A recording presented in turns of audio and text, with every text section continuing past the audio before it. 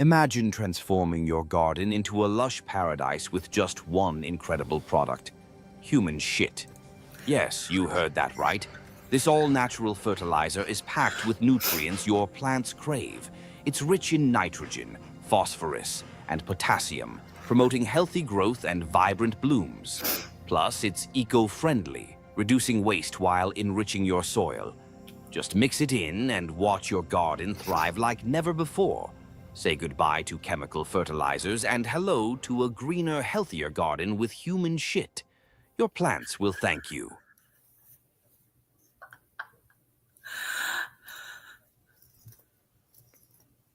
Oh my gosh. That was so good. There we go. All right. Now you I'm can sorry. go, Cap. You were muted. I was muted? Oh. What is going on, everybody out there in podcast land? Hello, my darlings. Oh, I was so enthralled by that intro. I forgot to unmute myself. Welcome, Mama. Hello. Thanks for having me again. Oh my I'm god. excited to be here. Thank you for the intro. Excited to have you. You got me real good, by the way. I just got to say, the whole time I was watching it, when it first started, I was like, don't use a British accent. Don't use a British accent, because I thought I was going down that route. And then you hit me with the human shit and I didn't know where to go. I just laughed. So I appreciate it. Well, we have a fish shit, beloved product we use in our gardens. Yes. This episode brought to you by human shit. If you follow me on Instagram, some of you may have seen a story that just kind of made me think of the whole thing. I had an encounter with a crazy person who literally took a shit in my yard. It was disgusting. Yeah, no, I really can't explain much more. It just what happened. Did you and then I had to. How did you know it was human feces? Like that question just ran through my mind too. I mean, because of the whole scenario. I could basically a vagrant wound up on my porch. I in a rainstorm, I was like, yeah, you can stay there. Yeah, it's fine. Just be cool, I guess. And they were not cool. They were not cool. No good deed not goes cool unpunished. at all. So I had to cool does not shoo them away. Do not poop on my porch, apparently. And I hate to even bring it up, but it was just at least I'm a gardener, this extra nitrogen, it's going to be good for the grass. I had to just bury it. I don't think that you can. So feces that is from a carnivore or an omnivore has to be secondarily processed before it can be bioavailable to the plant. Oh no, really? Yes. So human feces is a no, but maybe could put it through the compost and it can help. We got to do a little hot compost first. Okay, gotcha. Yeah, something. You could but probably bokashi it, Yeah. No, use It's bokashi, the reason put it in a you can't just use bucket, cat poop throw a or little stuff. poop to fertilize your plant. No, No. I'm sorry I even brought it up. It's triggering. No meat terps in the Man, feces. I triggering was the repressed just gonna memories. bring that up. The meat terps, freaking human shit and meat terps. I always leave this podcast, the show, with something that's gonna make a core memory, and it's always the most random thing. So, meat terps for the win. Baby diaper terps are one thing. Vagrant dookie terps in my garden is quite another. So I just bad meat terps. Yeah. Bad I'll terps. do cow poop, horse poop, chicken poop. Dang. But won't be doing anything else. So What did you even do in the situation? Gloves and a shovel? Did you clean it up like she was a giant dog? I just I buried it. Yeah, I mean, I'm not gonna I buried it. I dug a hole a foot deep, and I just That's a good way. the shovel and I don't want to. I'm gagging here. This was, just buried it, threw it in the hole, covered it, planted a couple Mark it with seeds a on rock top. so you know, like, there was Marked once it. poop here. Yes. Oh And my you know, God. I have been to your house before, and there is like There's not a much room. dining establishment not too far away, like a couple of blocks away. When It you was gotta go, you completely gotta go. unnecessary. Yeah, no, one of my neighbors came to the door, right? Because literally, like the lady was out on my porch, like eating something out of a styrofoam container, and then like neighbor knocks on my door, and he's like, there's like weird person out on your porch, right? Yes, I do. Unfortunately, she just kind of appeared there, and I was just like, okay, you can say it. He's like, you also know she just took a dump under your tree, right? Like, I did not know that. No, that's a problem. We gotta get her out of here now. Like, yeah, no good deed goes unpunished, guys. What would you have done if conversely she had asked you to use your bathroom? What would you have done? Would you have directed her to, whatever down the street, Yeah, or would you just said sorry, or would I you probably would have pointed it? the neighbor's yard that I don't like particularly all that much. I don't know.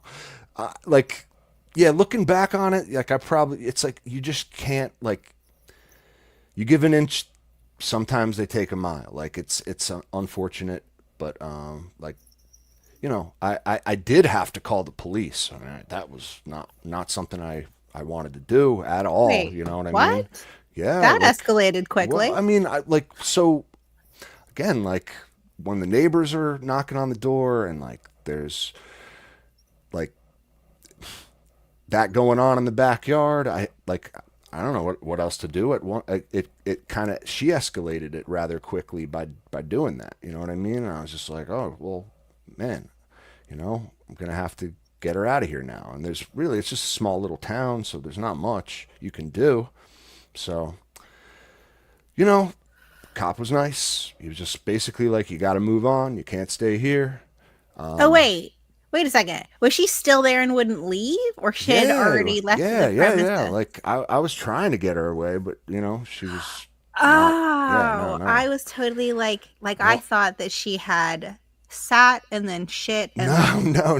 She stayed. This was like mid-meal, but my God, listen up. Like we've already taken 7 minutes of your time and the audience's time.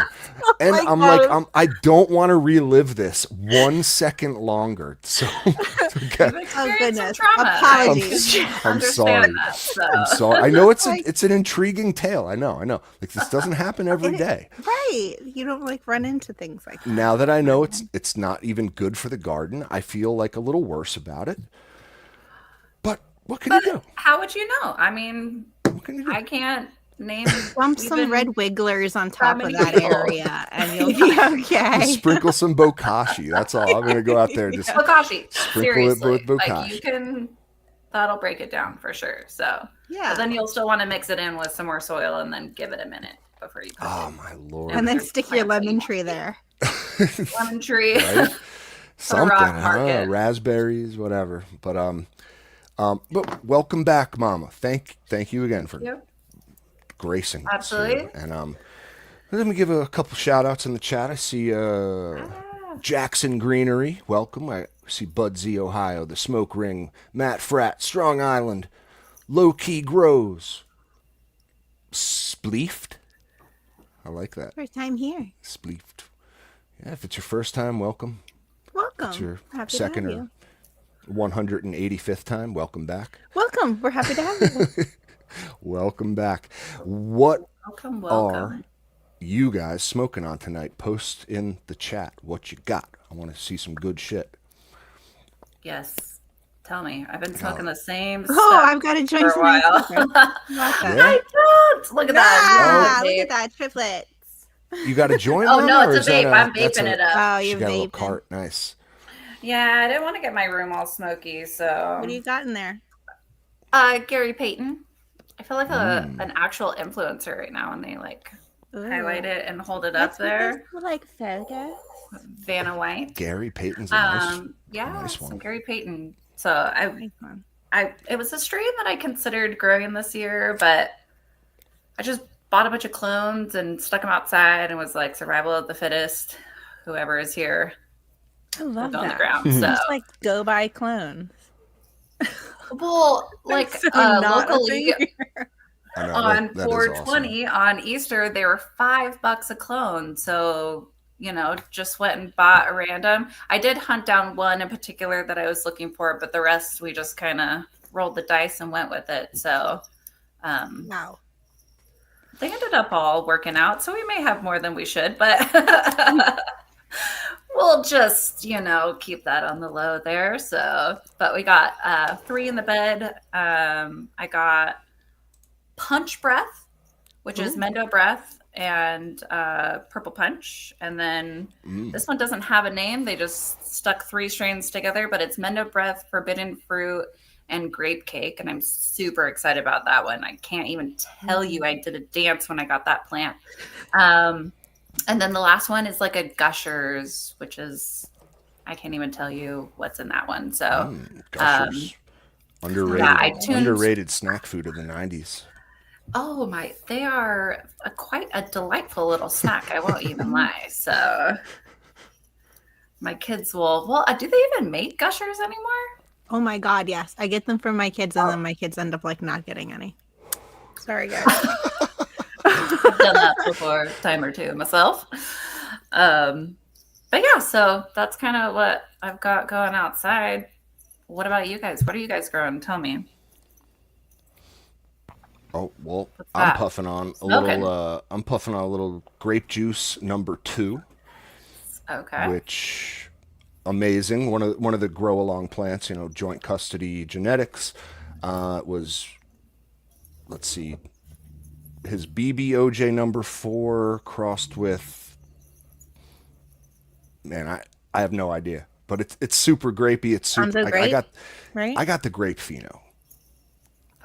With the Gonzo grape. That's what it was. Gonzo grape. Yeah.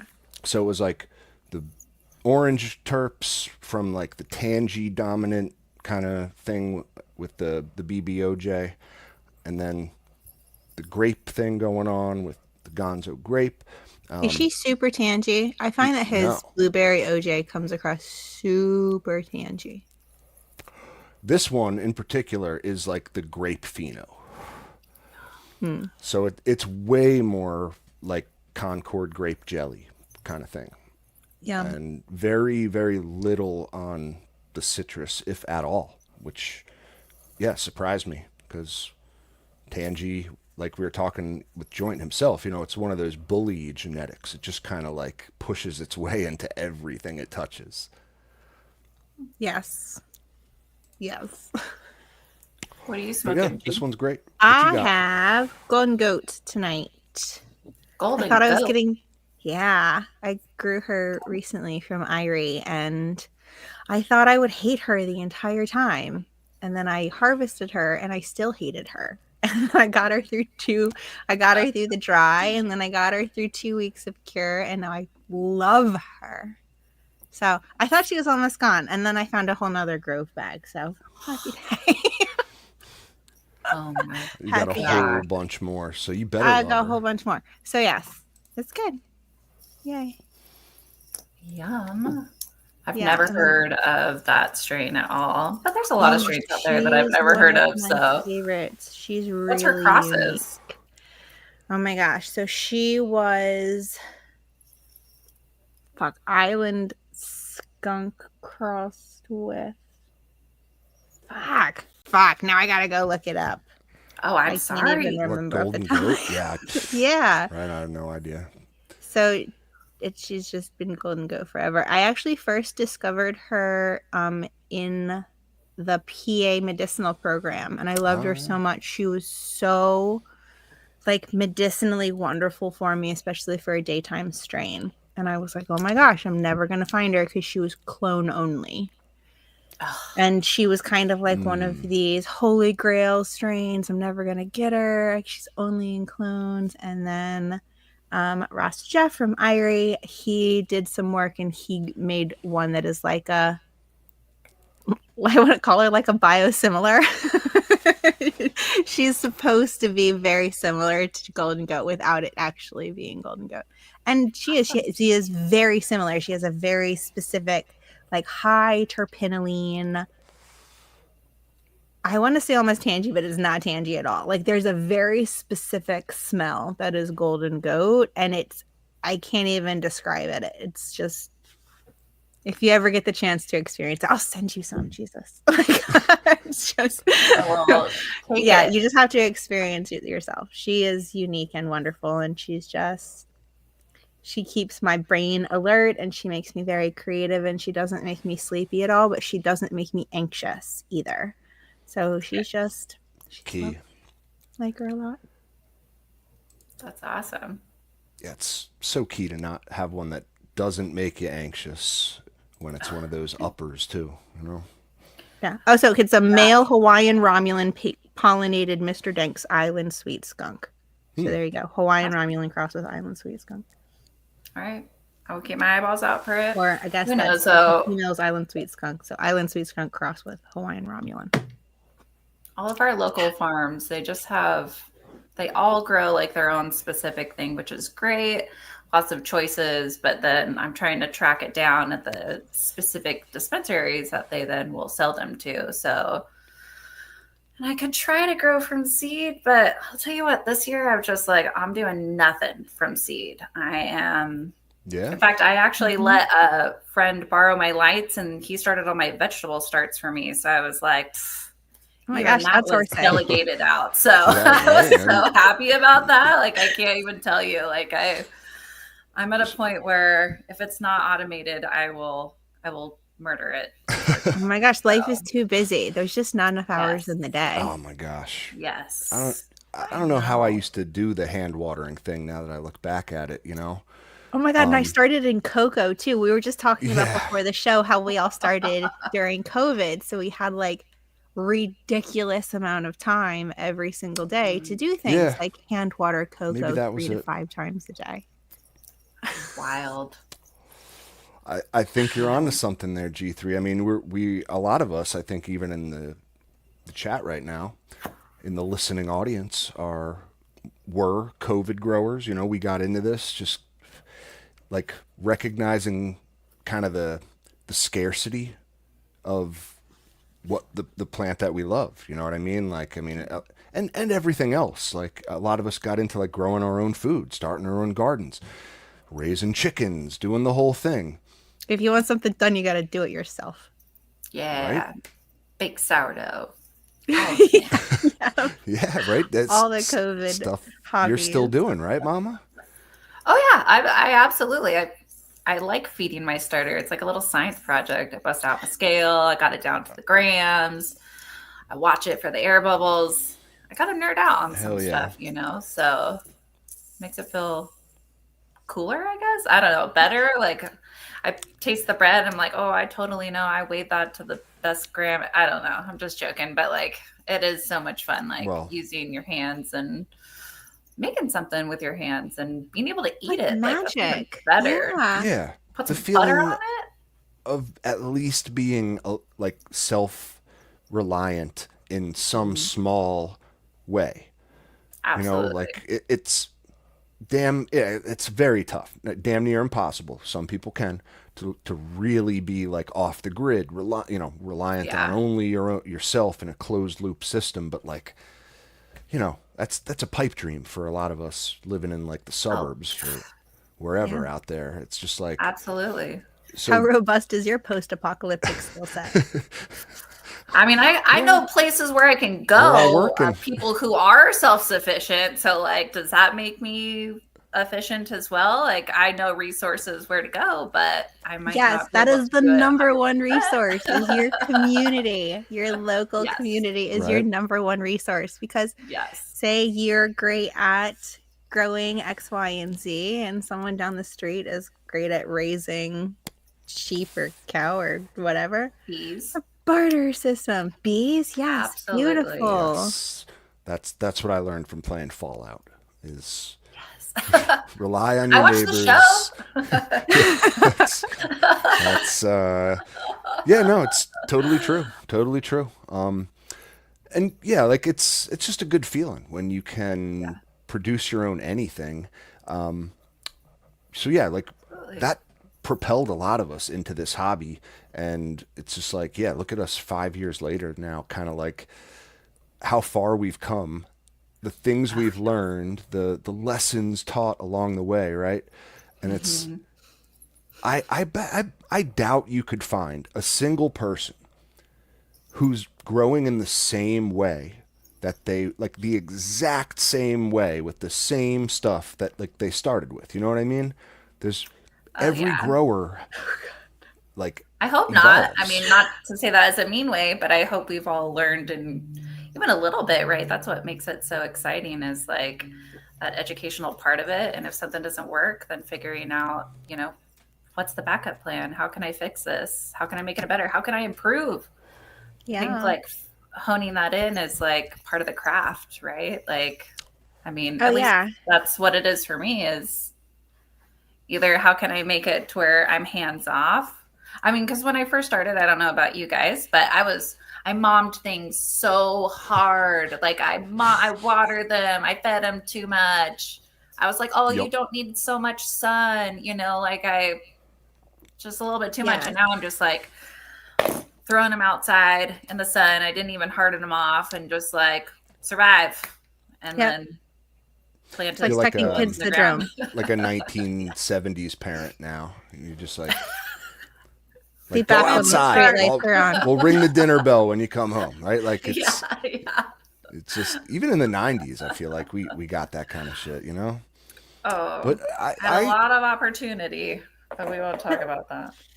The world has changed so much in that time, and our grow style has changed so much in that time to change and adapt with the changing world. Like that is remarkable to me. Incredible.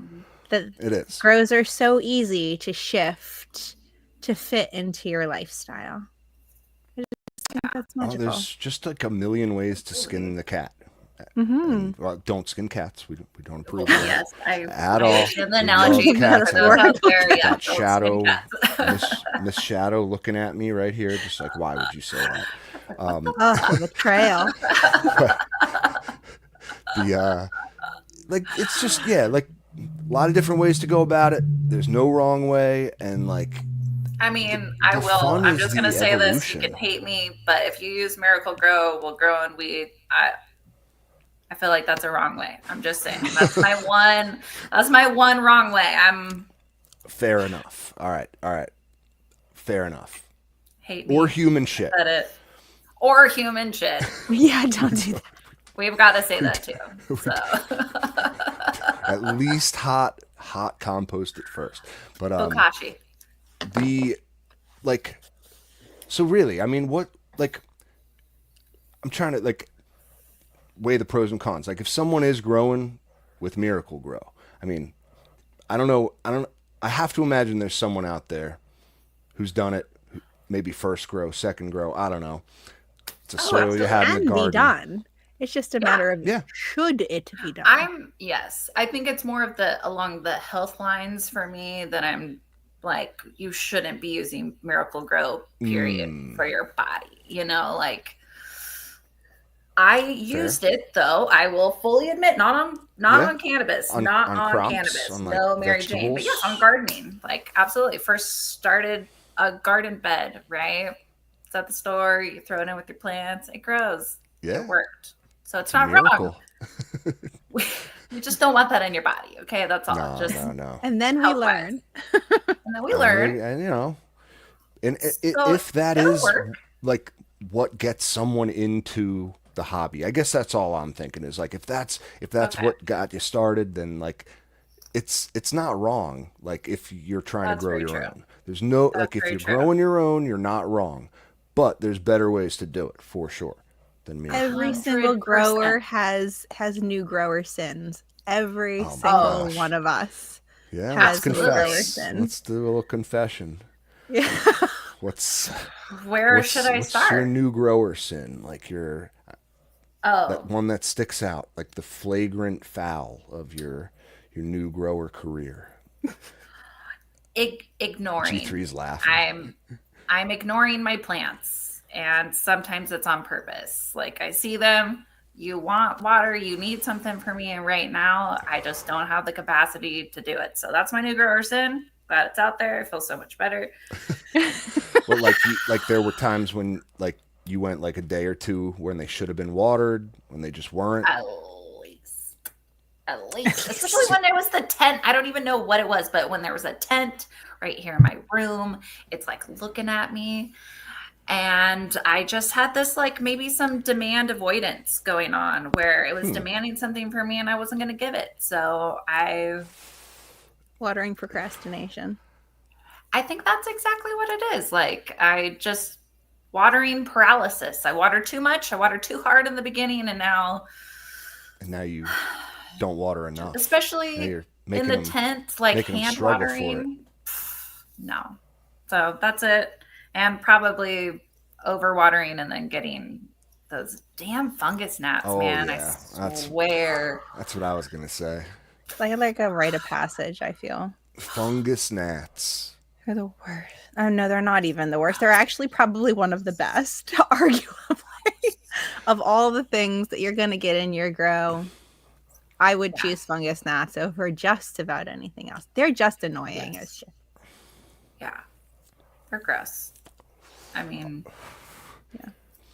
You know, right. So growers is. Am I talking about like first grow? Yeah, growers, like first, second, on third your grow, like initial grows. first couple, at least. You know, I like, did absolutely everything wrong on my first grow. Absolutely everything. Everything. You name it. I did it wrong. I started a seed and had no business growing with zero knowledge. And then I tried to cram as much stuff into my head as possible.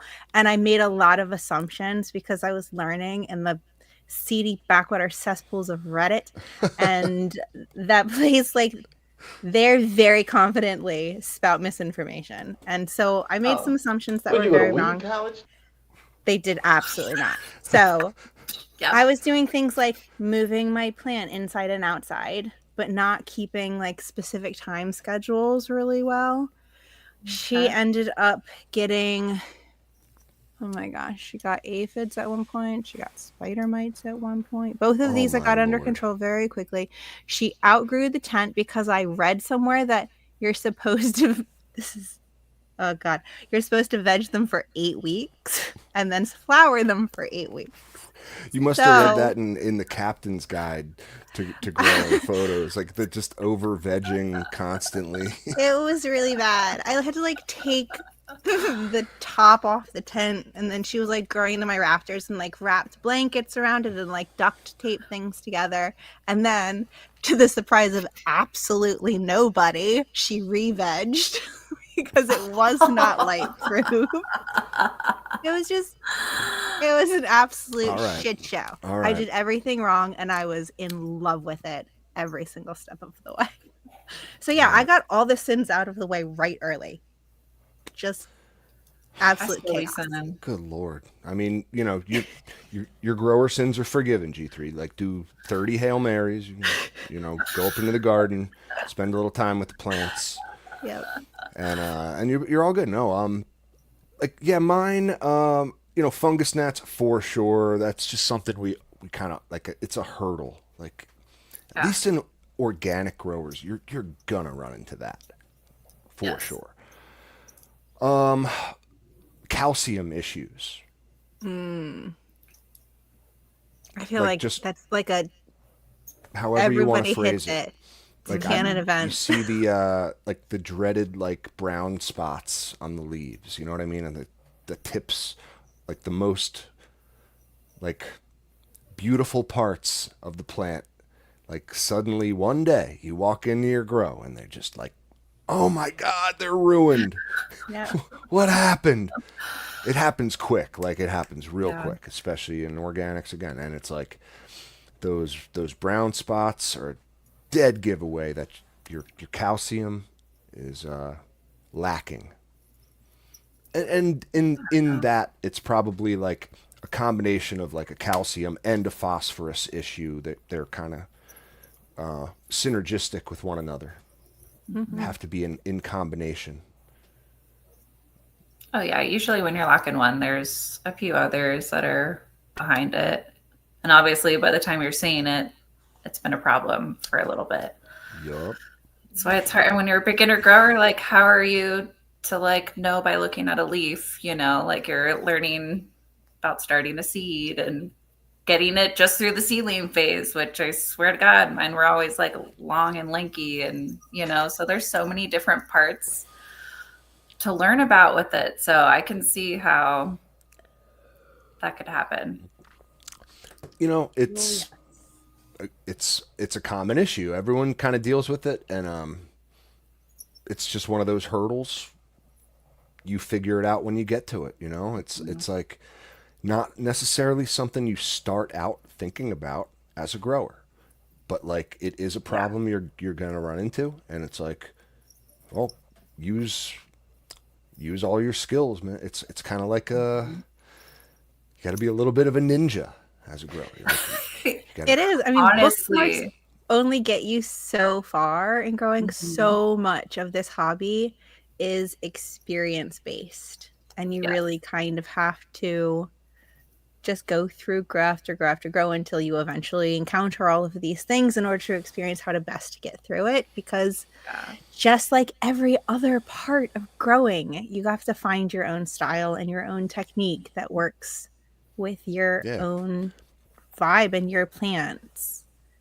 and your environment too. Yeah. I mean, my environment's different than both of yours, you know, so we could be bouncing ideas off of what's going on, trying to troubleshoot something in one of our grows, and just the humidity being off could affect, you know, the water uptake of your plant, like the stoma being open on your leaf, like so many things, you know, that you, as a beginner grower, I was not thinking about that. I was trying to take in how to make a living soil and grow a plant, you know, but then how to do that indoors. I mean, yeah, it's like it's so much information.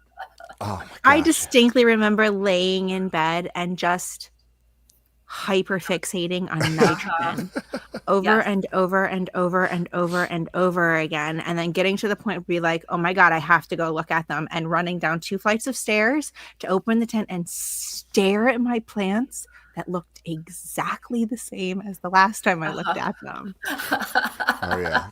Like it was an obsession. Constant checking up on. Now I was a little different, like in that I just like watched every like Mr. Canuck video that I possibly could and practice my Mr. Canuck accent. Hey guys, Mr. Canuck here. I'm growing in a closet. Plants grow better. He's great though. He's I wonder if that's a specific hertz frequency. That could explain a lot. I mean, it works for mushrooms. Why would Does it work he for speak plants? at a specific hertz frequency, and his plants really respond to that? I don't know. Let's ask ChatGPT. Let's find out. Oh no. It definitely is a specific frequency though. It's like right here. It's not above, it's not below. It's like right here, and it's very specific. I just wonder, maybe his plants really respond to that. They might just be attuned to it.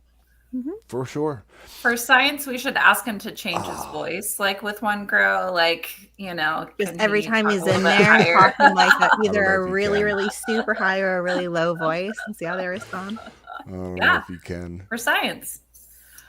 Let's do it. So, you know, speaking of everyone's got their own style, you know, kung fu kind of sauce that we all kind of make it up as we go along. No, it's I think you have a pretty unique one, Mama, which is really why we brought you on. Not just talk. It's not because we absolutely adore and love you. We love you. It is actually that though. We want to extract the information from you and share it with the audience. And what's your secret sauce? I guess oh my gosh, harmony. Perfect harmony. Maybe not perfect harmony, just my obnoxious love of medicinal plants and my small space that I have and trying to shove it all into one place. I think that an ADHD, maybe that's my secret sauce. ADHD, we're going to say that because that's what sends me down the rabbit hole. That's what keeps me up at night. Like if I find a specific something I want to learn about, I'm going to go for it. And if I can incorporate it into my yard and I can use it in many different ways, like that's what really gets me going. So for the garden outside, like obviously, if you guys have seen my Instagram, I have been growing indoors. I kind of stopped doing that with everything going on in my life. Just didn't have the capacity. So it's outdoors. And growing mushrooms, unfortunately, it is so hot in my garage that just like no mushroom growing has taken place. I've got some mushrooms growing in my garden bed, but so really fully just switched to outdoors, which has been really nice because obviously I don't have to try to recreate an environment in a tent. You know, that kind of takes out that humidity play for me, as well as when I go into flower, I'm not worried about like light leaks or anything like that. Like I'm just got tired of it. So with outdoors, one, we've made our soil. So like we've got all the poops in there minus the human poop. I'm sure there's a cat poop or two in there, unfortunately, but all the poops minus the human. Yeah, worm, fish, yeah, it's all good. Maybe Goat? I don't have rabbit, Bunny? but like definitely horse, cow, chicken, Okay, everything tons from the of farm. castings. Yes, everything from the farm, layered in leaves and grass clippings. And we go get good compost from a local place and add that to the bed and kind of just layer it, depending on at the end of our season, we'll add more compost and then our cover crop. So basically just utilizing the life that's in the soil to help grow the plants. So we do direct composting into our soil bed or to our garden bed. And that is, with basically just like your kitchen scraps. So we do a lot of our vegetables and our fruits go into there. Then I utilize companion planting. So I've got borage, calendula, comfrey, lavender, and rosemary, as well as let's go back and talk about why you chose each of those. Oh, I will definitely. Just trying to list off what's in there. Peas, clover. We got crimson and white clover. Gosh, it sounds like a lot of chaos going on, but I guess that is my style, chaos gardening. Maybe that's my secret sauce, but I guess that all combines back to ADHD. So there we go. That's right. A little bit of chaos, a little bit of agreed. We thrive in it sometimes. Absolutely. And then I utilize tons of beneficial bugs. And I guess like when I say tons, it's mainly ladybugs and praying mantises. So that's kind of what I got going on besides like what is already in there, arthropods, we got our roly-polies.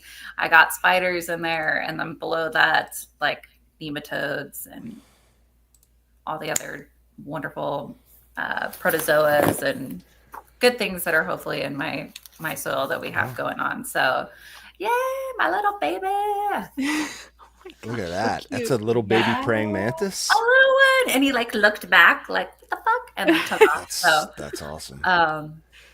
Yeah, that was fun. We got some eggs and hatched that. So, topping. So we live in an area where we can't have our plants over the fence. So we kind of create like a little hedge. So this is the beginning of keeping a low profile. So we're topping it, trying to get some of those side branches to grow out and really kind of fill in our space more. So that they were very happy the next day. They were out praying. But like if you can see, I've chopped some of my cover crop, so it's like decaying and dying, and that will hopefully help feed the soil there as well. And actually to the side of that plant, if you scroll down, there's flowers. Oh, that's borage. right there. Oh, Real whoa, whoa, mushy. whoa, That's whoa. Argosibe, I believe is the name of Whoa. that mushroom. It's a decomposer.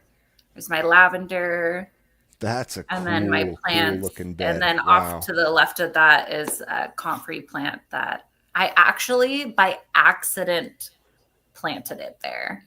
So I went to go pull it because you can use comfrey, you can use the root of it. It's really, really great. It's a high it's compound allotonin. It's a really great compound and that helps with the inflammation and cell regeneration. So I pulled the root, cleaned it off, and then left it outside and forgot it. So I was just like, well, I can't use this, fuck it, and threw it in the bed, and it started growing again. So it didn't decompose, it survived and lived on to continue That's so cool. feeding my soil. I'm just, again, I'm so jealous. Your ability to grow It's outside in a oh, beautiful raised bed garden like this. it is a privilege. Like honestly, like it is something I'm very thankful for. Like that is not a space like that I take for granted. Like it is so nice being out there and like honestly, like my husband built that space. Like he really did such a phenomenal job, like bringing it all together. That whole corner of our yard used to be like a fig tree and a cherry tree, which unfortunately both just were not doing good. So took those out and made like, you know, a beautiful space that you're happy to be in. So for me, like growing outside versus growing indoors, like that's my happy place. Oh, that's calendula right there. So pretty. Yeah, Isn't that that's like oh, a really awful Roman emperor? oh no, That's it's Caligula.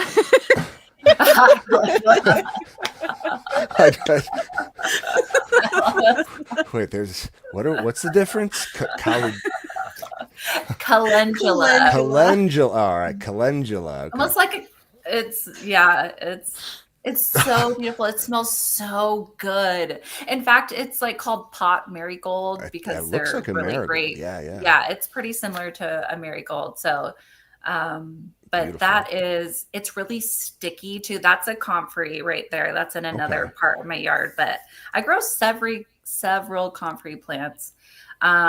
So I've heard about Comfrey, comfrey and like what is the benefit? Why do I want the oh, comfrey as a companion plant? Please. It well, looks cool. I love it. Love the look of it. there's a couple of reasons. So you can use it in your garden as well as medicinally. So like two uses in one plant. Like you got to hear me out. Okay. So one, if you get it before it begins to flower, you're going to have a really high nitrogen mulch essentially. It also will grow back. Like I could cut that whole plant and it would be that big in 2 weeks. So you can Holy cut shit. this down, you can mulch it up, you can put it on top of your soil there. It's going to decompose, it's going to feed your soil.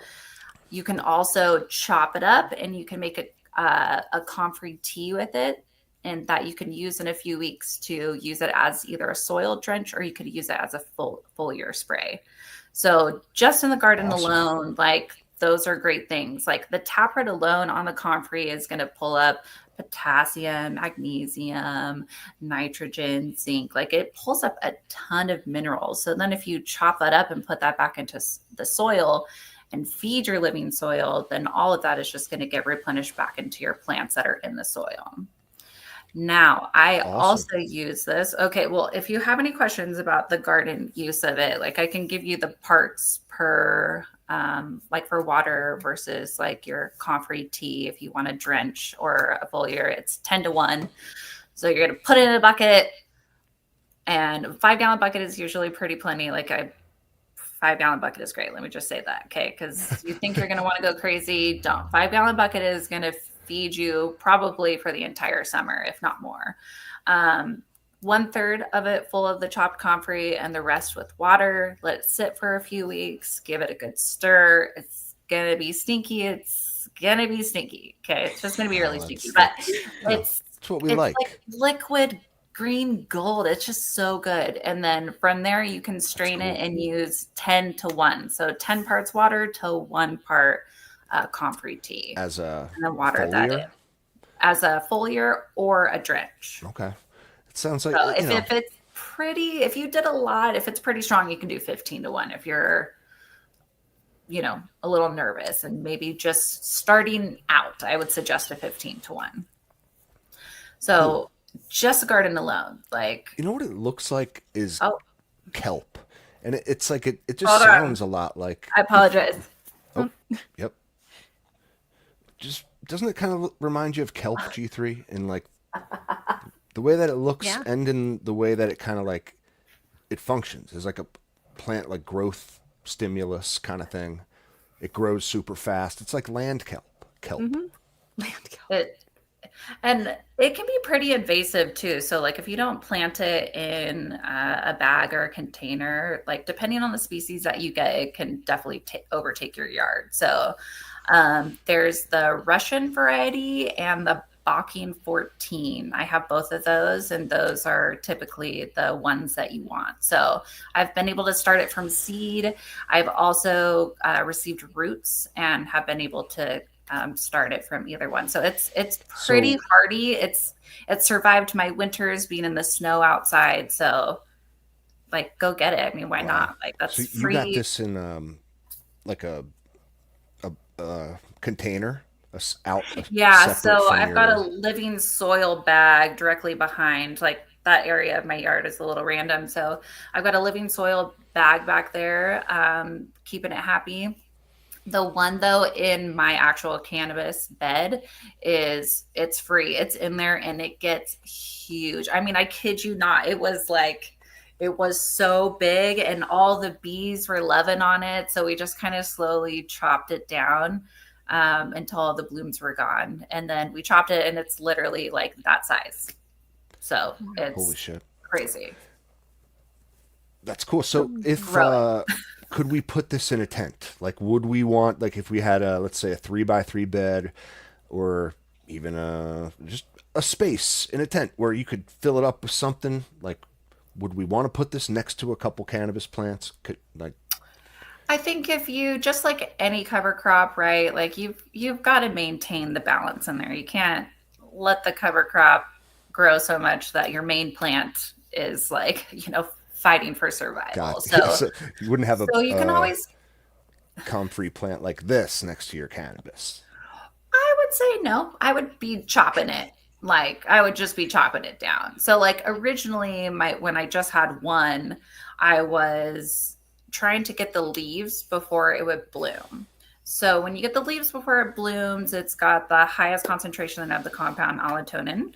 Cool. And so obviously, like when a plant goes into bloom, right, like a lot of its energy is going into reproducing itself. So when you can get it before it flowers, it's better. So I would just kind of slowly chop off a leaf or two, kind of keep it small and at bay. And if I did see it flower, I would chop the flower off. Like I would just kind of let it be in a perpetual state of veg, so to speak. So you can definitely do that. And if you feel like it's getting too much, pull it out, chop it down. Like you can use like the you root, can't really it's hurt not it. like It's it's one of not those, going anywhere. Yeah, exactly. One of those plants that like just kind of seems to be resistant to any kind of damage you can inflict upon it.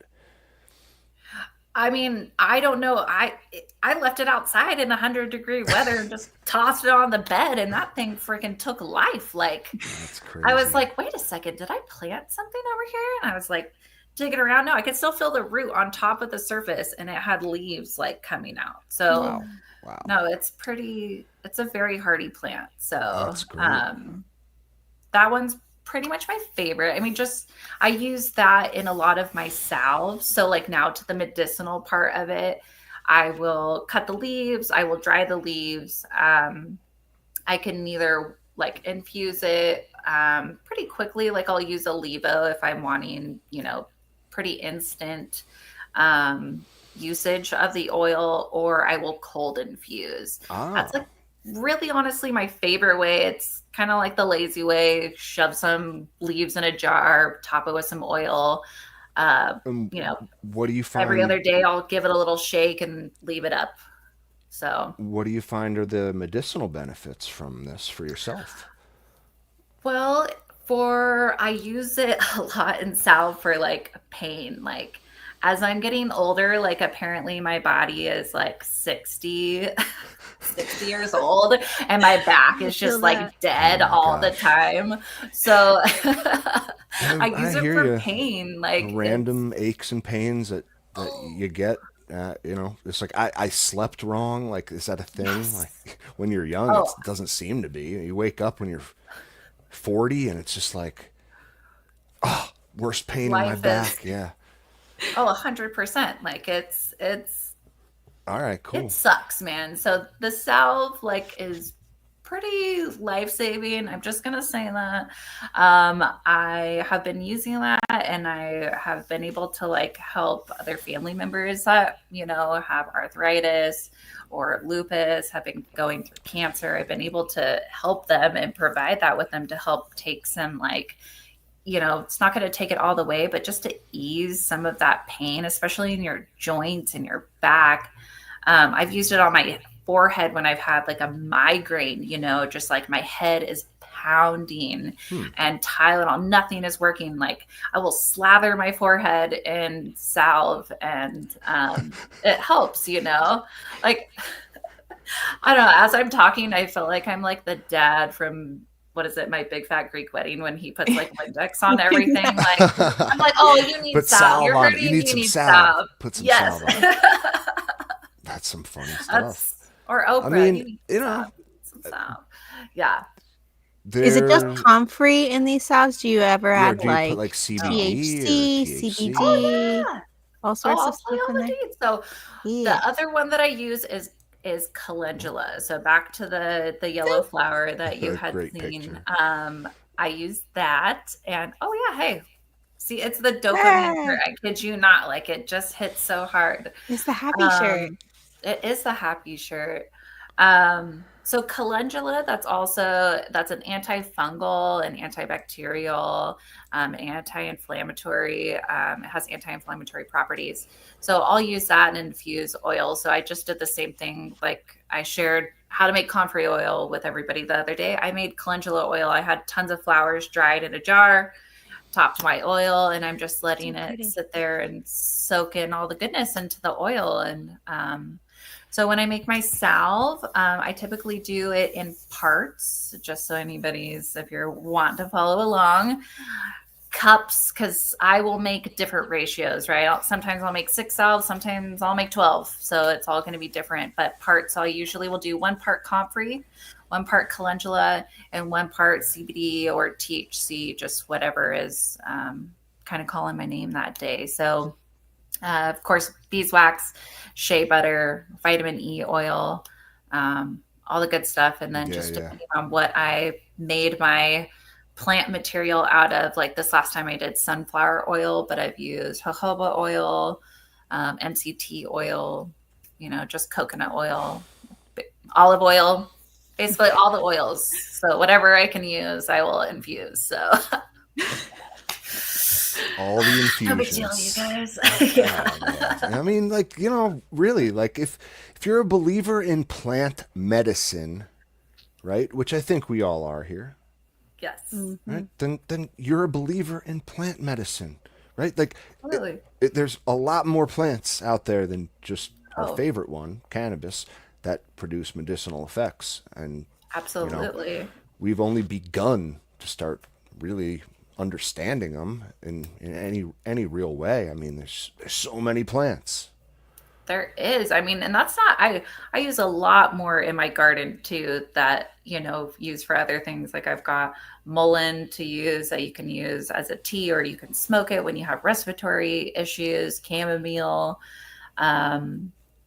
Just depends on what the season is and what I'm wanting to grow. Like borage even is really good, and that's in my cannabis bed out there. But you can use like water essence with the flowers to help bring your anxiety down. Like there's so many wonderful things that you can do with plants, and you can combine them with the cannabis too to really play off some of those other effects that you like from the cannabis. So You know, you want something to calm you down, great. Like grab your favorite strain, but go make a tea with some calendula petals and some chamomile and really, you know, bring yourself down, set some good intentions, you know, like be mindful of it. You know, I think that's where I'm at in this stage of growing is growing with intention and growing mindfully is kind of where I'm at this point. I like that. So, you know, like before I was like, grow so big, do this, grow that, you know, and now it's like, okay, I'm very specific. I know what I want to grow. I know what I want to smoke. I know what I like the smell of.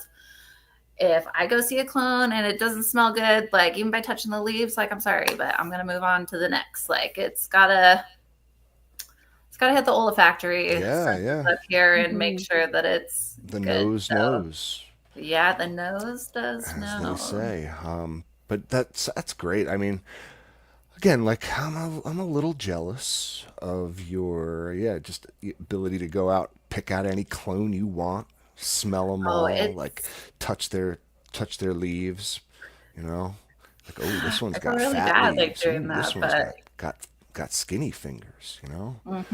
And then put them outside in a beautiful garden, and you know, it's the life right there. That's the life. It is. It feels so nice, you know, but I hope like that others, even though they can't maybe grow outside, like can try to recreate that indoors, you know. I mean, I tried it at 10x5 out in my garage and it was a wonderful experience. Like it was a great experience. I mean, I was even out there trying to hand pollinate, you know, some of my peppers, you know, I know my tomatoes would pollinate, but like, you know, like you can definitely do it. And I know like what's cooked and caffeinated Natty, like if once he before has grown in a tent and he had sunflowers in there and a whole different, you know, biodiversity, like in probably a 2x2 tent. Like it was pretty tiny. It was a jungle. So it can be done. It just depends on like if that's your style and that's what you're wanting, you know. Otherwise, like you can get some of these wonderful medicinal plants like online already dried, you know, from a trusted source too. So, but if you do need any calendula seeds, please let me know. I would be happy to send you guys some and you can try to grow some. Yeah, well, I'm interested in growing all this stuff outside for my use inside. You know what I mean? Like do it. Do it.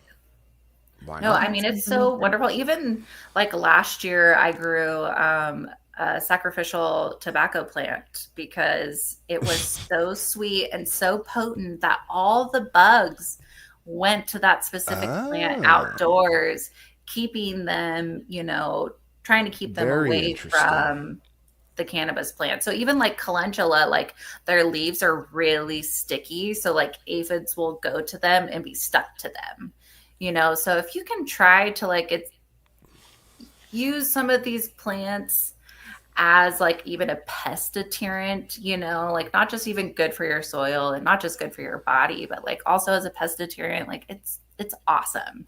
I mean, it's so wonderful to use plants in many ways. Like I almost feel like I'm getting a bargain, you know, like a 3-for-1. Like it just feels so good knowing that like I've got these plants in my yard like working for me. I mean, don't get me wrong, like we still have a good IPM regiment, and you know, by that I mean like Dr. Bronner's, like, you know, some soapy water. The Castile soap. I love that stuff. I've been using that like just as body wash, the peppermint stuff, since I was like 16. It's just like it's so good. They've got a creepy man on the inside of their bottle though this time. I don't know what's going on. I won't lie. I don't know why that just popped in my head, but behind like all the yes. I don't know. Are they Bible verses on the front? They're like definitely. The year I'll never forget. Actually, I did forget, obviously, the year that it went up to vote, but there was like a whole thing about psilocybin mushrooms, like on one of the bottles. And I just remember being in the shower and like, you know, twisting it all the different ways to like learn about it on the bottle. Maybe that's what sparked my Yeah, right. my That kind of mushroom. doesn't shock me actually. Yeah, I always thought like it was made by a cult somewhere in like near Mount Shasta in Northern It California. probably Like is. it's just I mean, they pay great their employees product a though. Great little bit too product. good, so Yeah, it's got to be something weird It's going on. good, really good soap, but it's definitely great. They made by are. a cult. Cult soap. All Many right, uses for the come in cult here. soap. All right. So that's it. That's all you're using for IPM, cult soap. Yeah, as of right now, well, I mean, beneficial bugs too, right? Like we're All right. getting ladybugs. So ladybugs, if you're outdoors and would like to use ladybugs, even indoors, right? You don't need to release the Yeah. whole container all at once. You can take them out, sprinkle it. Well, one, water your space. Okay, give them water, give them food. Release half, maybe a third, and then I like to spray them. It sounds really mean to the bug enthusiasts out there, but I take a little half water, half like 7 Up, put in a spray bottle, and I spray those motherfuckers on the top so that their wings are like sugary and they can't fly away right away, so they're like forced to stay Gotcha. with To stay me. put. They're prisoners in my garden. That sounds so terrible, but like oh my, oh my word.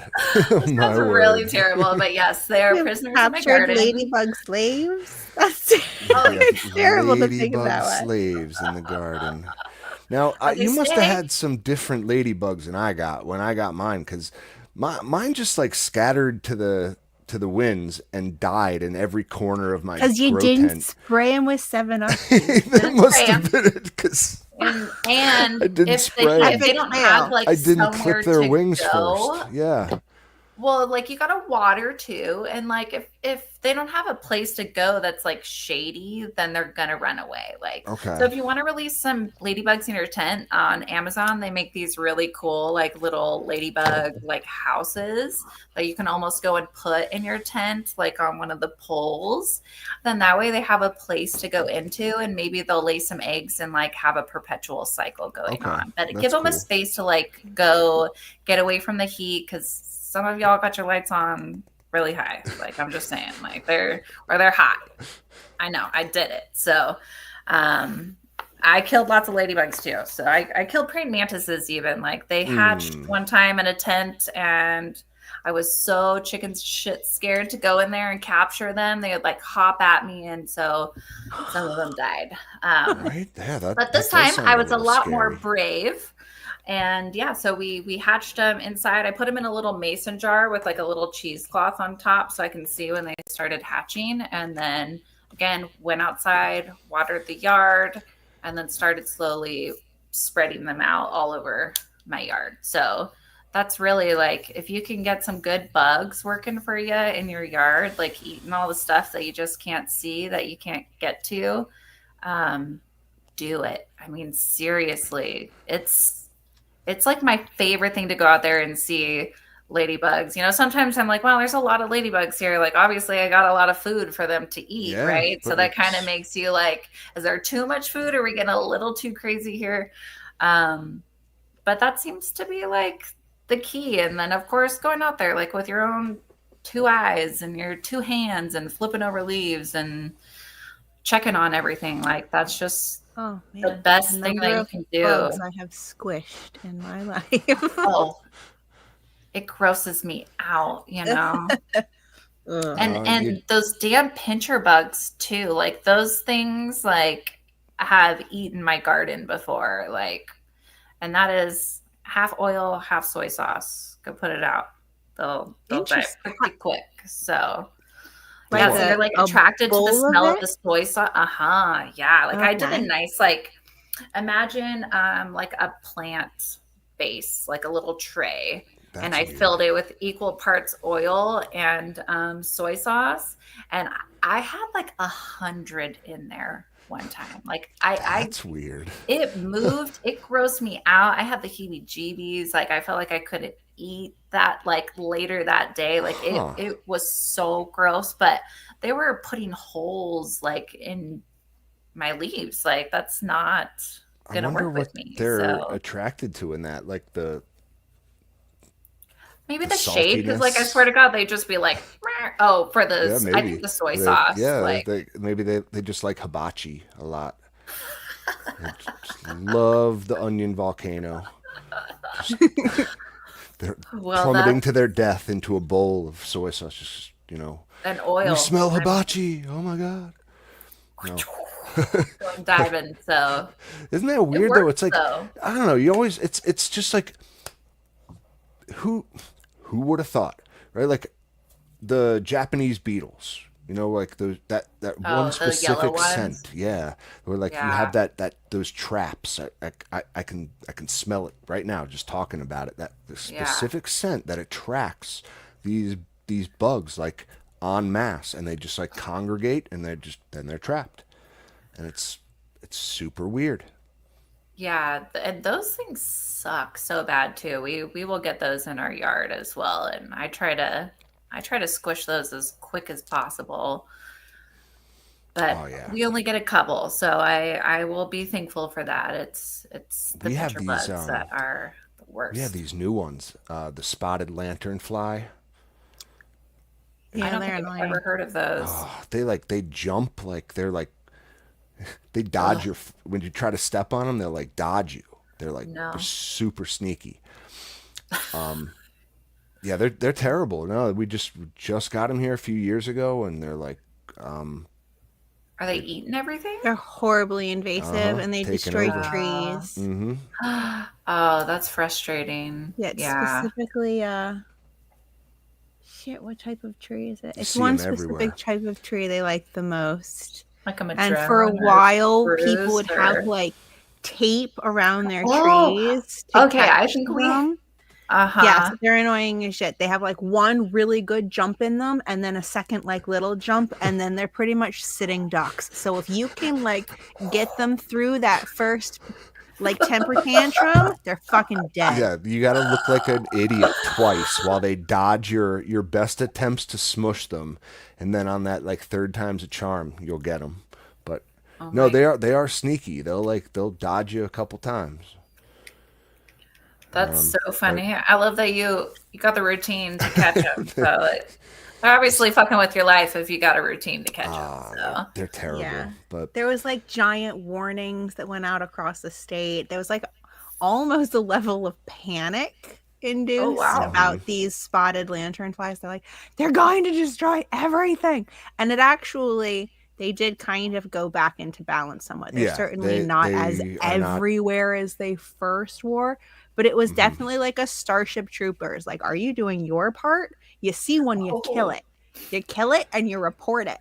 yeah, I wonder. You are right that like they've kind of found a little bit of a balance. I wonder what's preying upon them.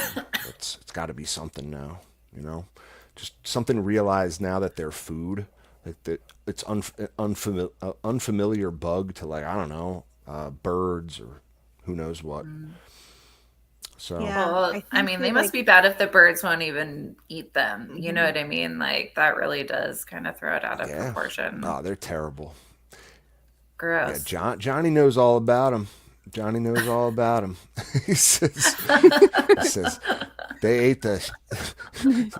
ate his plum tree, but you gotta say it in Johnny language. Those motherfuckers ate the shit out of my plum tree. So they funny. sure did. I mean, that's not funny that they ate your plum tree. I'm really sorry that happened, Johnny, but yeah, man, that's not cool. They suck. They're the worst. They do. No, they're not the worst. Those stupid tiger mosquitoes are the worst. I'll go die on that hill. Tiger mosquitoes? I don't want those stripy ones that are freaking everywhere. Okay, when I was a kid, when I was like growing up, now this may be only where I live, but these are mosquitoes that came over from Japan or something. I don't know. But they have stripes on them and they are out not just at dusk and not at night. Like mosquitoes were when I was a kid. They're out all day long and they're huge and their bites like really, really itch and they swell up something awful and they're everywhere. It's awful. I hate them. They're the worst. Sucks. Okay. Yeah, definitely sounds like worse than the spotted lanternfly. Okay. All right. So, are there any companion plants I can put in my garden to to keep invasive bugs away? In particular, I mean, it's gonna depend on the bug. Like, what bug are you no, trying to keep I'm away? I'm Because just I don't playing. know I'm just about the playing. spotted. I mean, All of them, honestly, like all of them. they're Tell you big. what, Go get some praying mantises and let them duke it out for sure. Get a good like. bugs, Get some orb weavers. Those are. I don't know if you guys can go get spider eggs, but spiders. like They're you know, so get pretty Tell some me about too. good spiders. spite. I know it's not the best. Go get some garter snakes. Like get some good things She going says on in your snakes yard and there. spiders to put in my I'm like. 100% behind This this. is Yes. total witchcraft. 100%. This is now I know the secret. Absolutely. This is like total I mean, Absolutely. witchcraft talking I about happening mean, here. Comfrey potions. If yes, you want to Where have you been? go it put some is snakes and spiders in your garden. No, I some snake, probably some more human shit. I don't know. Like if you test that out. So science for science. oh, that's so But funny. honestly, like if you've got something that you really love and you don't want bugs on it, like put a sacrificial plant out there, I love something that. that's juicy, that's gonna be sticky, and it's just gonna be like, come here, and let them take the brunt of the pests. I mean, I that's love that. it's That's a big so deal. helpful to do that. I mean, it sucks to do that, but there's only so much. Like you can plant marigolds, right? Those are I don't appreciate the smell of actual marigolds, but like if they're not going there, then where are they going to go? Like they need a plant to go. It's not, your tomato plants, and it's going to be your cannabis plant. So, for me, just finding something that the bugs really want to go to, I'm going to grow that in several parts of my yard. So, And it was um, tobacco for you? yeah, I grew a tobacco plant. I just happened to go to a like how to plant medicinal seeds course. It was like out at this really cool property. This lovely lady went over lots of other medicinal plants that I don't grow in my garden that I want to learn about. And we went to this greenhouse and there was a freaking tobacco plant that was taller than me and it had seeds everywhere. And so I literally just like swooped them up in my hand and put them in my pocket. Okay. And I planted those things and it took off. I mean, it was so cool that like here I was collecting seeds and I grew it from a seed. So I grew it just as a tester and I was thinking, oh, maybe I can use some tobacco leaves and roll something, and then it just turned out to be this beautiful plant that all the bugs wanted to go to. And it's like, well, let's let it be the sacrificial plant. So there it was, it's so funny to like just say that, but that's exactly like what it was. And as long as you can have a plant that's really sticky, I don't know what it is about the stickiness, but it's the terpenes, it's the smell, and Yeah, like yeah, having the yeah. bugs actually be stuck to it. It really does help. So yeah. Yeah, that's no, like I've mentioned when I had an issue with the spider mites a couple weeks back, like last run, I noticed they would even gravitate towards certain plants in my tent. Like they preferred certain smells and certain terpenes over others. It makes nothing but sense to me to have a sacrificial plant now, even in my tent. Like that's a brilliant idea. Like I might just try this tobacco thing too. If I mean, Do it. Do even it. if It it is. doesn't attract the bugs, then I'll have a couple like blunt wraps to Yeah. I think they have to dry for like 2 years. But yeah. Okay. What, tobacco leaves? Really? Yeah. I think they have to dry and cure for like a ridiculously long time.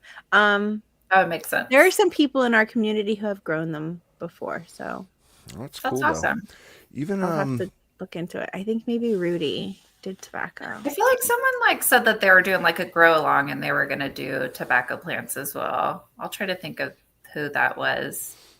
But I mean, honestly, it was a really easy plant to grow and beautiful. It smells amazing. Like the flowers are like little white trumpets. They were so pretty. And just why not? Like to say grow a tobacco plant. So, but calendula is another one that's really great. Like it can be like as low profile as you want to like as big as you'll let it go. And it's one that really likes to be plucked. So like as soon as those flowers open, pull them off and it'll sprout some more.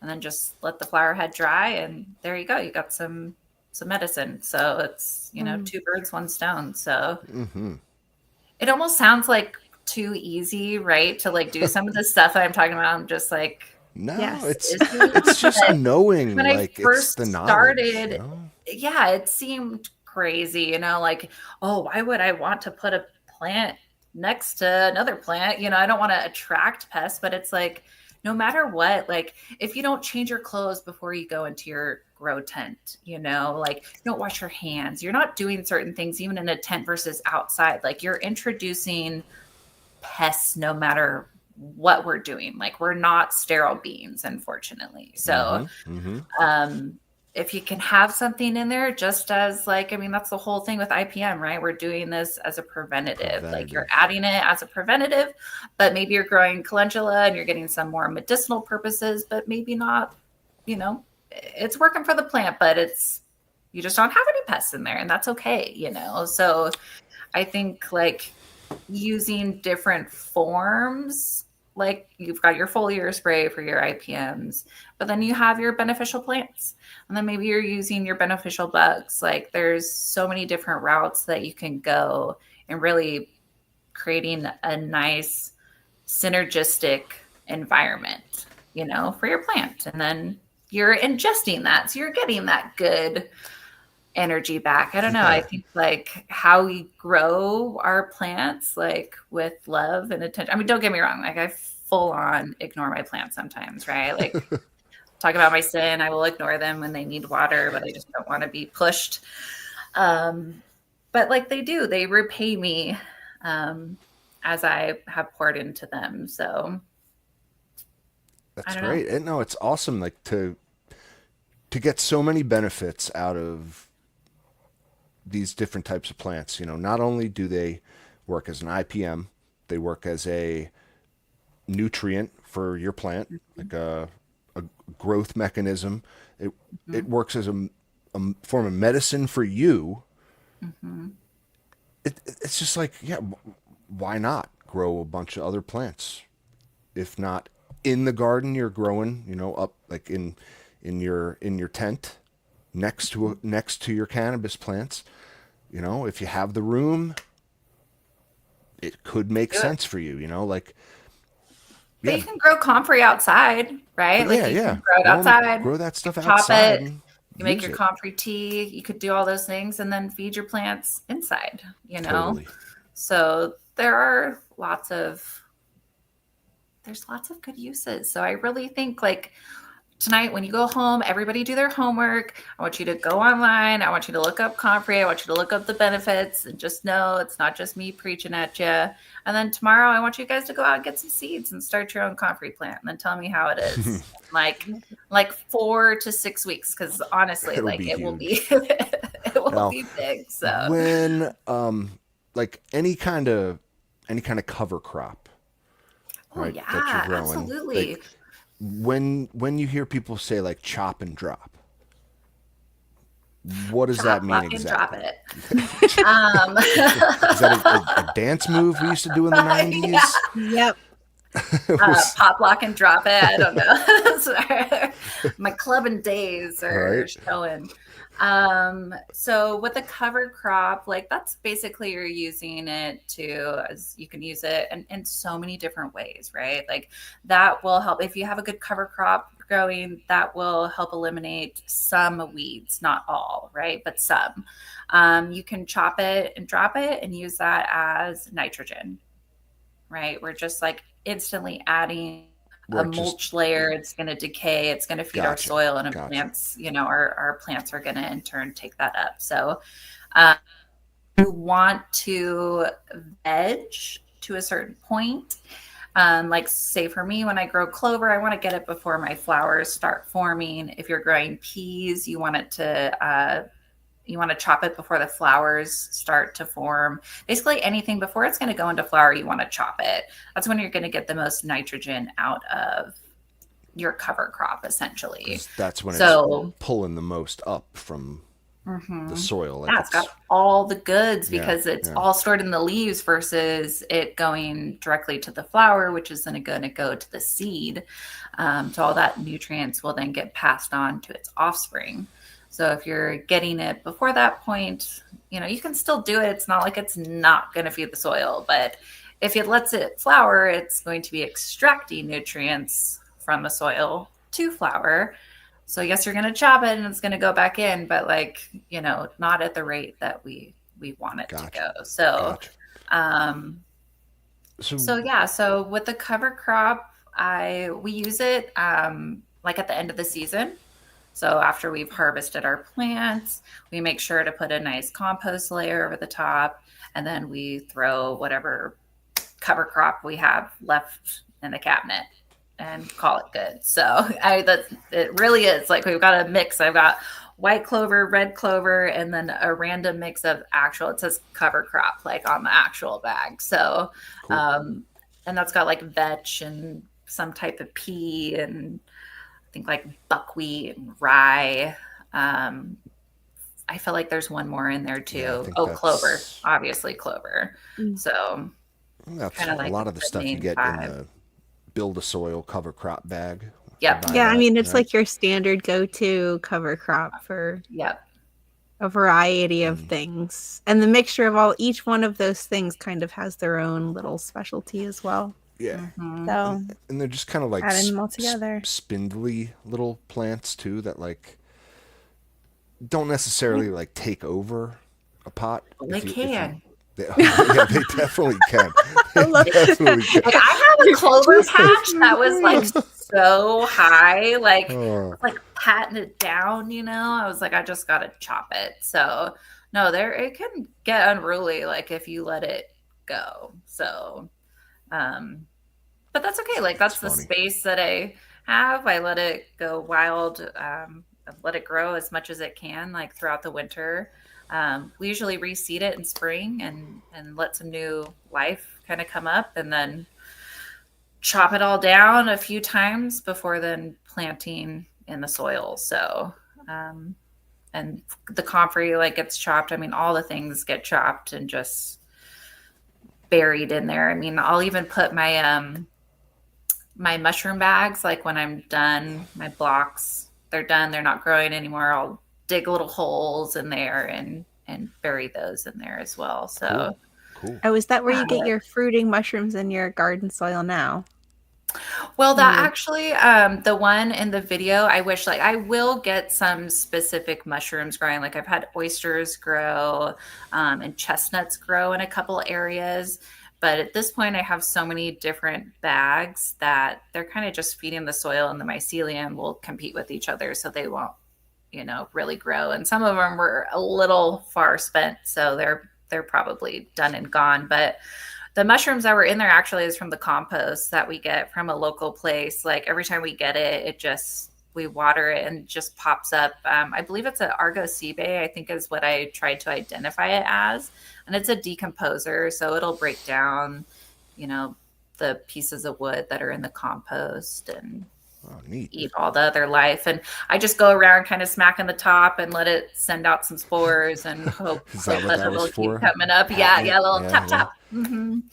So trying to help its life cycle perpetuate in my garden. So like, it's so much fun. Like, honestly, there's so much life in there. Like I get all excited. Like when I was even planting the plants, like I was digging, I'd see an earthworm and I'd be like, I'm so sorry, Mr. Worm. Like, but I'm trying to get in here to plant the plants, but I feel so bad. There's like so much life in there. It's hard not to like, it's hard not to disturb them. I only felt really bad when I you like chop the worm in half and you see like the two ends just like both like kind of wriggling around in separate. Yeah. Like, But then you realize like "Ooh, they'll probably sorry." both live and be separate worms now. I mean, That's just two worms. right? Yeah. That's just I mean, it could happen, right? isn't that how The butt worms can grow the work? head, It and the head is. will grow the butt. Like, That's how worms Yeah. work. I'm pretty so sure. funny. It definitely is. But yeah, like But that's it, it gets you so in tune with like what's going on all around you all the time. I mean, that's one of the really the the coolest parts about growing is kind of like it tunes you into this whole new world of what's going on under the soil and this interaction between the microbes and the decaying matter that's constantly falling around in this truly like the circle of life, and you're learning about all these other little corners of the circle, if there are any, but you know what I mean, like the just Yes. little shapes, little parts of the circle that make it a circle. You're just like, All holy it's shit, the it's way soil more web. intricate than I thought. Yeah. The web, Oh, yeah. It's just like it's- it's so intricate and it's so delicate, and it's like, yeah, just amazing to kind of marvel at. It is. It's really interesting when you get down on the soil level, you know, like I remember learning about nematodes and I was like, oh, I've got to go get some nematodes and I've got to put them in the soil, like, you know, but who would have thought that that would have what I would be geeking out about is freaking nematodes. But I mean, when you start like learning, I mean, honestly, what really started it was like compost tea, right? I was learning about compost tea. I was learning how can we aerate the compost tea and what needs to go in there with the molasses and the tea, and can we put earthworm castings, and learning about why the compost tea was so important, and then pouring that into my soil. And then then you literally go down this rabbit hole of, well, what else do we need? Like if compost tea is great, then well, what about comfrey tea? You know, what else do I need to introduce into my soil? Am I noticing a ton of earwigs? You know, I was like, oh, we've obviously got a crazy population. Like that's got to be brought down. And like every year, at least for outdoors, is going to be like a different battle. I'm going to have a different strategy going into the year because it's great right now, but summer's going to hit and it's going to be freaking hot. My plants are going to be stressed. How can I make sure that they're happy so I don't get any pests, you know, besides my plants that are around? And what is the fall going to look like? Am I going to have a ton of caterpillars? Well, what am I going to use on my plants for the caterpillars, you know? So it's so interesting to think about the top of the plant as well as like the roots and everything else that's down below. Like thinking about it as a whole is really been a lot of fun. So Oh yeah, appreciate you guys letting me part of geek the out about all of evolution. this. Oh, it's like it's just it's awesome to learn like what different people get like start geeking out about as we're all like 5 years kind of into this hobby. At least a lot of us are, you know, and it's we've all kind of branched out into our own little niches, as it were. But like it's just man, the wealth of knowledge you get from different people and talking to them, and just the different ideas you can get for your own garden. Just yeah, no, it's great to listen to you and hear about what you're into. That's like hearing the passion come out. Appreciate You know, it. it makes No, me I really wanna- appreciate you considering it passion, because sometimes I'll just be talking at someone and then I'm like, oh, I'm really sorry. You probably don't care at all about my plants that I'm really sharing about. So Oh, we care. Oh appreciate my We care gosh, we here. care so much about It's- it. Are you kidding me? there's Everybody needs one to go place. get one additional medicinal plant and grow it this summer just for the Yes. experience. Doesn't matter what kind it is, just pick Yeah. one additional medicinal plant for the experience. Please. That lavender I mean, you you can- had was You really can cool. grow lavender, you can grow basil. You I can grow- smoke there's lavender rosemary too. Put in them there. in your joints. Exactly. Like there's a ton of plants. I mean, like really the comfrey and the calendula is what I focused on with you guys for the dual purpose. But like, yeah, even lavender, like there's so many. You can use rosemary to ward off pests and then you can go cook with it. So like you just can't beat some of these It's comfrey plants. calendula. Obviously And cannabis. Lavender and rosemary get a little big. So, you know, calendula is a great one. Comfrey is great for outside. Basil, again, basil's a great one. Marigold, no, marigold smells really terrible. Don't do marigold, you guys. I have it in my garden, but if you really want something that you're excited about, I don't suggest marigold. So, but yeah, there's some great plants, and there's so many more things that each of these plants can do. You know, I'm just such a noob, but still, I mean, every day I feel like I'm still continuing to learn, like as I'm making salves and, you know, extracting the good properties, the good compounds, good alkaloids from, you know, these plants. Like you can put these same plants in alcohol and they will literally do different things even. So, but that'll be for another time. So I won't go too far, but yeah, there's a lot of ways that you can use these plants. So you can even do cannabis in the Everclear. I mean, like, why not? Yeah. We used to do that. It was, I've talked about it before, but my buddy called it potka. And it was like, basically green dragon. It was just like a alcohol tincture made with Everclear, and like it was super strong. Decarboxylated too, so it would get you high and to get you drunk at the same time, and it was just like might make you blind, but yeah, a little bit like that methyl alcohol smell to it. But mix it with some honey. And then you can make a little Moscow Mule with it. Kind of have like a little mocktail. It's pretty tasty that way. Oh yeah, a little ginger beer. Just saying, yeah, a little ginger beer. Exactly. Yeah, everybody's delicious. drinking alcohol. You're drinking something too. So that sounds delicious. It's good stuff. Yeah. So what? Got to ask you. Just I don't know. I've been thinking about it a lot lately. What's your preferred method of reheating a pizza? Oven, air fryer. Okay. I got an air fryer in my oven. Just go toaster oven? No. Toaster oven is not the air fryer. Like there's just something that like it gets nice and crispy and heats it all up. It's pretty tasty. So see, I don't have an air fryer. Well, then maybe now you need to go get one. Just try I it out. have to get an air fryer along with some companion plants. Oh, I feel like I'm missing out. I'm just making you go shopping. No, sorry, I'm sorry. It's I don't know. How about you, G3? What do you do? What's your preferred reheating pizza method?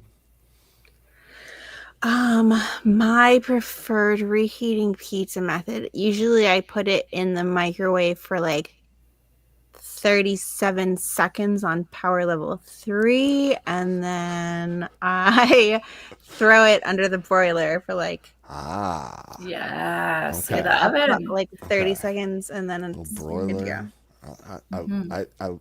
I don't have an air fryer either, so I make do. I like that. See, that works. I thought you were gonna go with my exact method, G3, which was gonna shock me because. Right, I learned this working at a pizza shop. I swear by it. It is, you don't need an air fryer, but this is the superior way to reheat a pizza. Okay. Microwave for 30 seconds to 45 seconds. Okay, one slice, just till you see the outside edges of the cheese start to bubble just a little bit. Okay. Take it out of the microwave. It's gonna be a little like chewy. It's going to be a little chewy. You don't want that crust to be chewy. So you put it in a hot pan on the stove, like medium high heat. You just, a minute on that hot pan. And you crisp up the crust, put it on a plate, boom. Your pizza is as good as new. I'm going to take these reheating pizzas into my heart, and I'm going to give these a try because I feel like I need to branch out on my reheating pizza now. Like, I feel like very lazy. Well, I now feel like I I just need to put it try in the a air fryer. I absolutely like. I mean, I wish. That's a great question. Does AC Infinity make an air fryer? 10% off with code CC10. No, they Our don't, code but is they cultivation. will. Yeah, it's actually code Cultivation on the AC Infinity website. But man, it's not long until they are making an air fryer with the diversity in their catalog, right? yeah. Mm-hmm. We all just want them to make a darn like Canatrol The clone. Canatrol. Yeah, that's all we want. Like a half Canatrol is price actually like Canatrol. Honestly, within reason. yeah, like and a better size. Like, can we be honest? Like the little tiny mini fridge size, just for the price.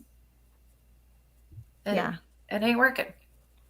It ain't working. No, The math it's ain't not. mathing. No. I'm sorry, but I grow too much weed for that. I was gonna say I need Sorry. like a refrigerator size at Yeah, least like a so I can super, do like a tall one. batches. Give me Yes. that plus that again on top of it. Yes. But make it like a couple $100. Make it affordable. Make it Right. affordable for us home growers, man. It's Like, totally logical to me. it can't be more expensive than my actual fridge. Okay? That feeds me. I know, right? Like, Like- it's such an astronomical ask for that type of a product. Like, I could swallow half that, but not yet. Yeah, it's crazy. But But for another time. Yeah, Johnny mentions you can make your own. There are DIY ways to do it, to like change a wine fridge or whatever into a Canatrol.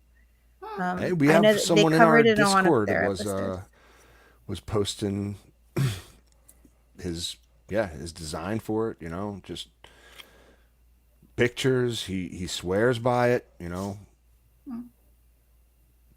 Not as self-contained as the Canatrol unit. Like, you have to like do a little bit of outside work, maybe a little soldering yourself, but it's certainly possible. Approachable. Yeah.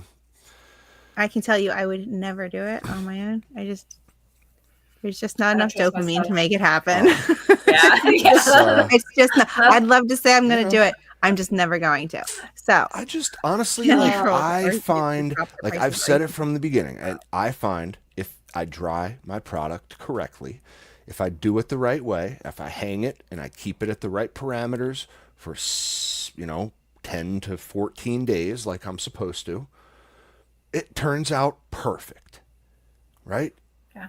So I really haven't found a need for the Canatrol. Like, if I understand if people can't manage to harness a dry environment and like keep it under control, like it'll ruin it'll ruin your crop. Take the best weed in the world, the greatest plant ever that you grew in your life, and if in a week or two after harvest, it can ruin the whole thing. It truly can. I've seen it happen. Not pretty. Get all moldy. So, I get why, for those people who just, man, they can't get that drying part down. You know what? Asking $1,600, it ain't that much, Oh yeah. Guaranteed never It feels like it. That feels like, that's a lot never of fail money. It really and dry that is a lot. again. But if you're failing every single grow and you're gonna lose the joy of growing because of it, then I don't know. Maybe it'll go on sale for $4.20 or it is $7.10. like, if I was one of those people, I'm just, if I lost a whole crop to my drying process, I would 100% buy it. I would, no questions asked. You know what I mean? Like, it would go on a credit card. I'd make it work. Yeah. Just make it happen. Spend that going to the dispo, then trying to if you can even go to the dispo, easily trying to get some good quality stuff. So make it work. No, absolutely. I see the appeal, and bigger. I also understand. Try to do the DIY. That was more just a promo, like say, hey, come on over to our Discord. great place to be. All sorts of people. I will come over. I think I need to re-download the app. If you guys notice, I went a little crazy and deleted all my stuff. Hey. So Not crazy. I was like, I You need a really little do balance in your miss. life. I think that's all just Oh. part of the like post-pandemic process for us millennials. And Oh yeah. I think I was like, I'm so distracted. I just keep scrolling. And so one day I was just like, must delete distractions. And then I really feel ya. missed everybody. I So feel ya. So you're back. but I'm back, Well. and so much more, or like so much less pressure put on myself too. You know, like I'm gonna post when I can. I mean, Yeah. it'll be the Right. most random. You guys might get a 10 p.m. You guys might get a 10 a.m. You guys might get nothing for 10 weeks. And that's just how it's gonna be. And So that's okay. yeah, it feels nice to do that. So So tell the lovely people where they can find you. well, you can occasionally find me at Mama Wanna Q on Instagram. Is that where I'm at? Yep, Instagram. And other than that, you will find me at home in my garden. I won't give you my address or anything like that, but I will be there, as well as the occasional Instagram. So I don't really know what I have anymore out there. I used to have a YouTube, a Facebook, all the things, and they're gone. Just But I'll get a wipe them Discord. wipe them all out. I Who did. needs them? Who needs them? But I will. Sometimes I'll we get a just need Discord. that. That way we can expand our gardens, get more into the soil food web. Okay. Who needs social do this. media when you have a base understanding of all these things? You can grow your own cannabis, you grow your own comfrey. I mean, really, who Grow your own needs mushrooms. Yeah, mushrooms. True. It's so You know? much fun. No, just if I can leave you guys with anything, I would just say, just do it. Like whatever suddenly sparks joy in your soul, like go for it. Research it, buy all the things. I mean, within reason, and like learn about it and have fun with it and do it. Do it scared, because honestly, sometimes I probably would have stopped myself, like, oh, that's too scary. I don't want to mess this up. Just do it and have fun with it. Like all you can do is start over again, right? I mean, not that that's fun or anything, but Well, you can always start again. So can happen is that it doesn't work out, and you learn a valuable lesson. You know, like Right. it's just like life. Absolutely. Just like life. So true. Thanks you guys again for having me. Oh, Such a And, pleasure. It was our pleasure. Thank you so much for I coming. think this was the only, and I have to say it too, because this is the only episode ever where it's been 2 girls, 1 cap. Yep. Freaking finally.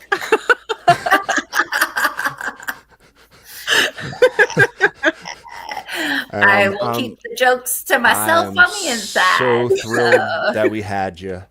Yeah, no, No, and- absolutely. If you guys need a wingman, I'm occasionally available on some Tuesdays, you know. Oh, I'm sure I'm we'll here. be pulling you back in. We'll go over part 3 yeah. of I'm gonna be asking you for alcohol and Comfrey. So, tobacco Love it. seeds, comfrey seeds, oh all the my stuff. gosh. Honestly, yeah, just send me a message. I'll get your guys's. All right. I think I've got G3s, but I don't have yours, Captain. So send me your address. I will. I will. Yeah, I got room for it outside for sure. I would love to put that outside. And Maybe give space from the poop. yeah, no, it won't go anywhere near that. That's over in the corner. In the corner. I can't believe Put it in the that. way. I know, right? But yeah, now that we've gone full circle tonight, guys, what a ride. Thank you all for joining us in the chat. Tell a friend about the show, please, as always. Join us in our Discord. Oh, a little bird told me that the Patreon coming back soon. Some fun new stuff. So, if you want to support us, head on over there. Sign up and get a surprise when we go live. And as always, guys, you know, there's one thing I've taught you. You should know this already. It's just don't get caught.